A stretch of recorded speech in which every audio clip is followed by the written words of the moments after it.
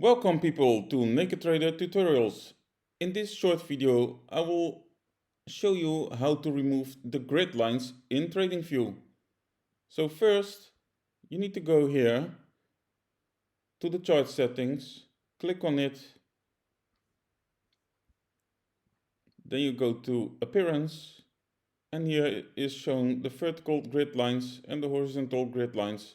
You can push on this button and then the opacity, change it all the way to the left, and it show at 0%, and the same with the horizontal grid lines, do the same all the way to the left. Click OK and it's done. Okay guys, that was it for this video. Cheers, bye bye.